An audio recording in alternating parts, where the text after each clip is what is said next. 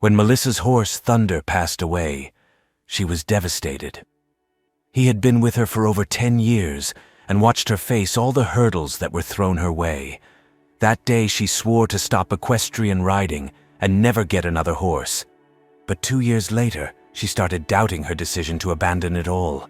Melissa mourned for 2 years, but one day she realized how much she actually missed the sport.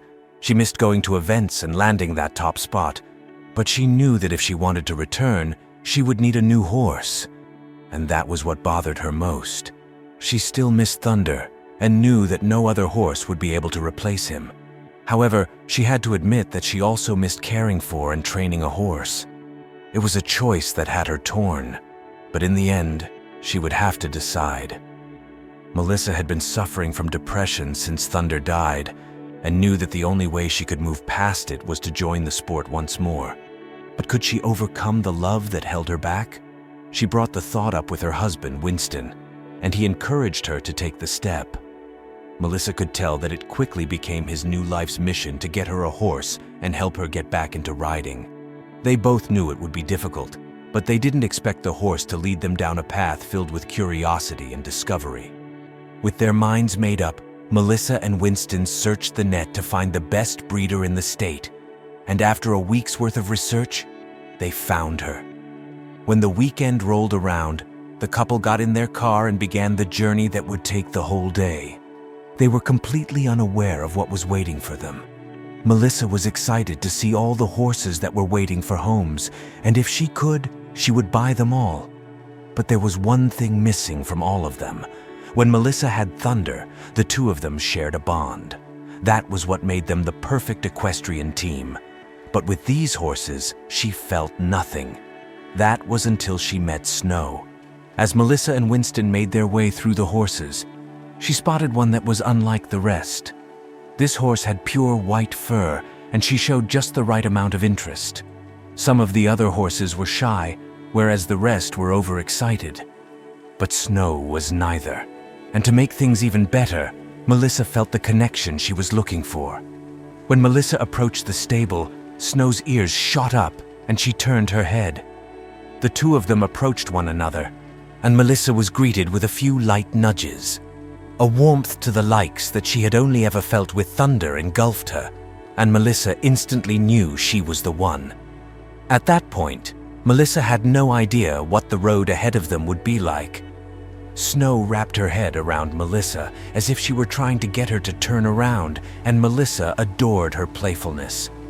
Soon she would find out that the horse wasn't being playful at all. But what was she doing if she wasn't showing affection or being playful? Was her behavior a cause for alarm? Without giving it a second thought, the couple bought the horse and loaded her into the trailer for the long journey home. Along the way, Melissa's excitement started fading, and she started thinking of the future. Snow was a majestic creature, but it was clear that she wouldn't be as easy and well-mannered as Thunder was. Melissa had never trained a female horse before. In fact, Snow was the first female horse Melissa ever owned, and she didn't know how that would affect their dynamic. However, Melissa wasn't the type of person who would back away from a challenge, especially not when it came to horses. But Snow would turn out to be more of a challenge than she ever imagined. Over the next few days, Melissa realized that Thunder was never as affectionate as Snow is. And that meant a lot because Thunder might have looked tough and acted that way in the ring, but at home, he was a big softie. At first, Melissa assumed that Snow was used to getting a lot of attention from the breeder, but she would soon realize that it wasn't the case at all. Melissa also realized that Snow was constantly sniffing and nudging her behind. She had no idea why the horse was doing it, but she didn't like it and tried to get Snow to stop. However, her attempts to train the behavior out of the horse didn't work at all. It didn't matter how many times Melissa tried to redirect Snow's attention, she kept going back to her stubborn behavior. Melissa's next guess was that Snow was just familiarizing herself with Melissa's scent, and that it was her way of building trust between them. But it kept happening long after she arrived. That was when Melissa started thinking that Snow might have a problem with her scent, which really worried her. She was afraid that Snow's stubbornness would push her back into the depressive state she was trying to escape. The weird part of the whole situation was that Snow was always focused on Melissa's behind. And even though it was funny for the first few weeks, it slowly started making Melissa feel insecure about herself. It became so bad that she would spend extra time scrubbing that area to make sure she didn't smell bad. Unfortunately, it had nothing to do with her scent. A few more weeks passed, and Melissa was starting to lose hope. She had tried so many different kinds of soaps, changed her deodorant, and even bought new pants, but nothing seemed to be working. Instead of getting better, things just became worse. It had gotten to the point where Snow refused to let Melissa ride her, and she couldn't understand why it was happening. One day, Melissa had had enough, and she broke down in tears. She told Winston about how Snow was acting, and that she felt she had no choice but to take her back to the breeder. But Winston wasn't going to let her give up that easily. He calmed his wife down and made a suggestion that would reignite that glimmer of hope she had lost. Winston decided to see if Snow was acting that way with everyone, or just with Melissa. So the next morning, he asked Melissa to wait outside the barn while he went in. It took half an hour for him to come out, but when he did, he didn't have the information Melissa wanted to hear. It was the complete opposite. Winston told Melissa that Snow was only acting that way toward her. It wasn't very comforting or reassuring, and Melissa found herself steering away from the horse. It wasn't that she didn't love Snow or want to be around her. It was just that the sniffing was starting to make her feel very uncomfortable.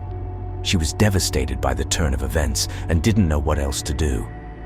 Melissa didn't know that Winston was also unhappy with the new development and shift in her behavior, or that he had started thinking of ways to fix things. At first, he kept that information to himself because he wanted to know all possible reasons before he spoke. But as he was thinking, something came to mind. Winston had heard that dogs could smell it when their owners were pregnant, and even though it was a long shot, he asked Melissa to take a test. Melissa was a bit apprehensive, but she desperately needed answers and would do whatever it took to stop the sniffing so she could keep her horse. She took the test, and the couple anxiously awaited the results. Sadly, there was no quick fix to their problems with their horse. As they suspected, the pregnancy test came back negative, and they were pushed back to square one.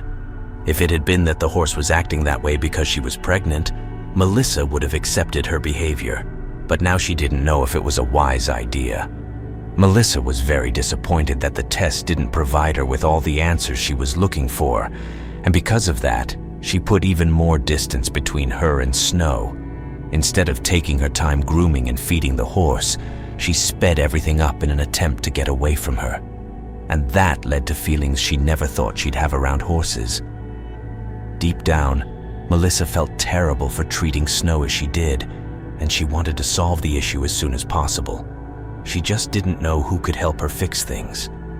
But that didn't mean she would give up. Melissa went over every kind of person she could think of, and that was when an idea came to mind. Melissa decided to post her story online, hoping someone reading it might have had a similar experience or know how to treat it. Her assumption wasn't wrong, but there was one thing she didn't calculate into her plan. She never expected the person who came forward to suggest a list of things, including a medical checkup.